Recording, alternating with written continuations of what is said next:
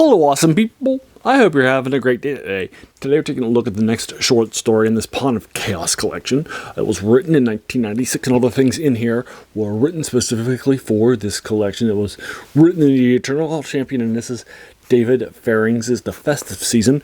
It was part of a trilogy called the Warhammer trilogy, featuring a character called Conrad with a K, and it's set in the first novel, named after Conrad.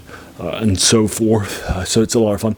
I thought when I first saw Conrad with a K as the main character of this, since set in the first couple of pages in a very, very cold climb, I thought this was Conrad R. Flame, who is an Eternal Champion. He's also in a cold area too, and so forth. But apparently it wasn't. So I found that out when I was reading the Denimon. It's actually it was written for this. And it takes place in chapter 11 of the Warhammer trilogy for you folks.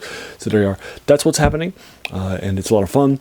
And I enjoyed sort of adding some new stuff to this. The idea here is to have some new ideas and some new thoughts that are added to Moorcock's great stuff, right? And his Eternal Champion stuff, which is hugely influential on modern fantasy, science fiction too.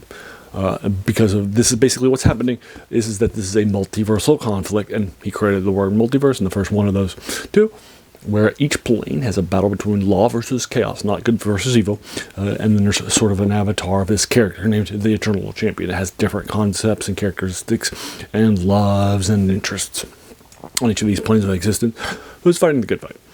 And so that's basically what's happening. So the idea here from 1996 is to have a bunch of new ideas and new thoughts and such, right?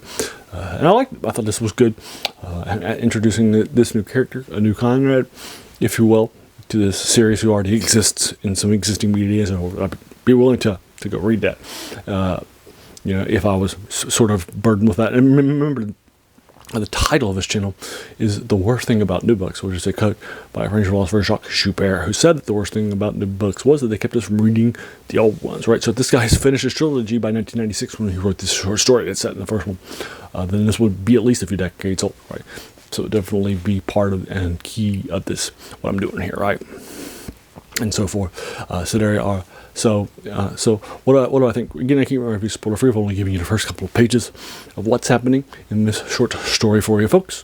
But basically, what's happening in the first couple of pages is that our key character Conrad is a leader and mercenary for a nearby town. Him and his people are returning from the gold.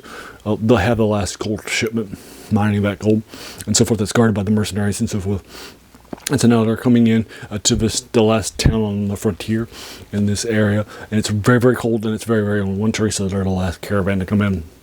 And he is not very welcome, nor is the mercenary crew, because this town is definitely famous for not really liking outsiders that much, even people that were from their nation but aren't from this city, right? So they're going to get some stuff for the first couple of pages as they try to get into this area for folks. But there you are. That's what's happening. That's sort of the first couple of pages. Again, I like it. It was my favorite short story, and I thought it was good. So I probably give me a 7 out of 10 for you folks. So I definitely enjoyed it. I talked to, so that's good stuff. So there you are. Again, this is about 23 pages long. I knocked it out last night, a little less than an hour for the first time. I picked up this collection when I was in college, when Michael Moorcock was my favorite author. It was published in 1996. I was in college in 1996, so I was a freshman then. So I picked this up then. But I never actually read it because, again, it wasn't written by Michael Moorcock, except for the first short story called Sir Milk and Blood. So I hadn't actually read it for folks in order to get it down, and I just finished a deep dive into the Eternal Champion with Michael Moorcock stuff. So I figured it would be a nice denouement to knock this out and see what some different feels are on this. So that is the introduction of Conrad for you folks. What'd you think? Have you read it? If so, what did you think about it? Did you agree or disagree with my 7 out of 10? Let's talk about it in the comments below. Whatever your thoughts are. If you enjoyed this video, why not hit that subscribe button? Because there's going to be a lot more of these to follow. And then if you're feeling frisky, hit the bell icon too and share with others. And then finally, I just want to thank you so much for taking some time out of your day and investing it and watching my video. Because we all have so many things that are happening in our lives. And we're pulled in so many different directions. So the fact that you spend this time with me, that's incredibly humbling. I appreciate it. So thanks again, and have an amazing day.